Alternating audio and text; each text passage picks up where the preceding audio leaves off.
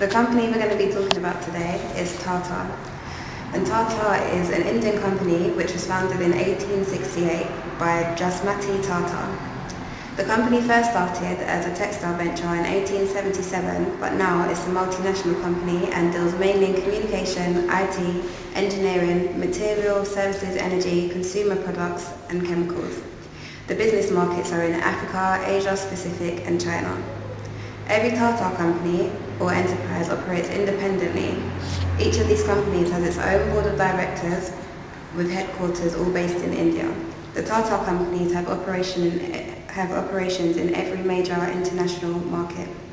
Last year, the total revenue was 70 billion, with 64.8% of their business coming from outside of India.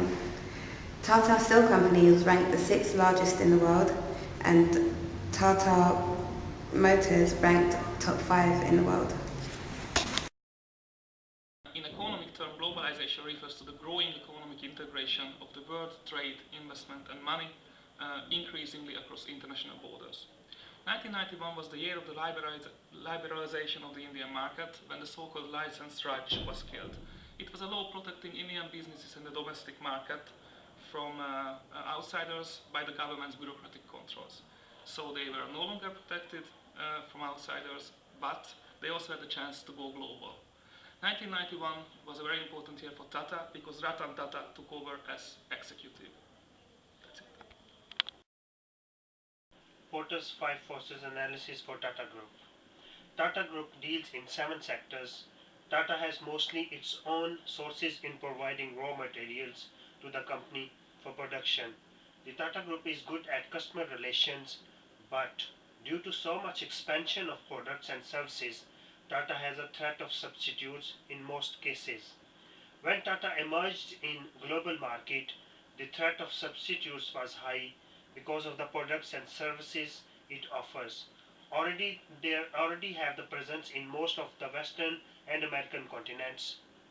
When Tata took over Jaguar and Land Rover, the rivalry was increased because the other car-making companies have long relations with the community they operate and well long-term managed structure. Best analysis for Tata. The Indian government have to regulate the inflow and outflow of all the businesses in India, including Tata. Environmental factors could be that the acquirement of the materials could be extremely hard for them as they get from overseas.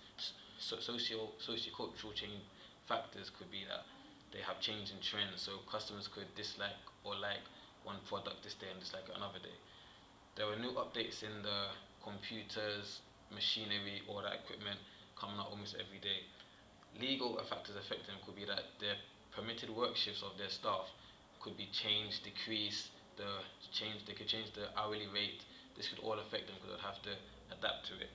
Economical factors could be that the recession, which is now hit, could affect them in all areas, as in less money means less staff, less hours, less equipment, and that sort of stuff there.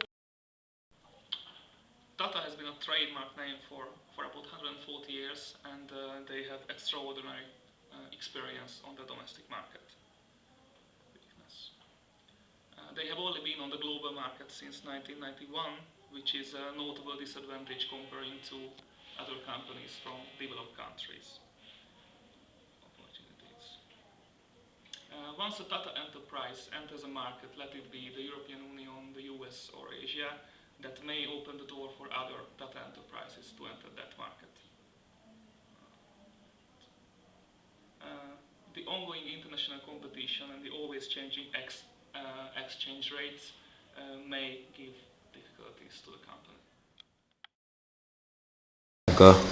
If we were to recommend a model for Tata, we would use CBF, the rational goal model, internal process model and the human relations model. We would recommend these 3 models as Tata is already using the open systems model as it is innovative and adaptive.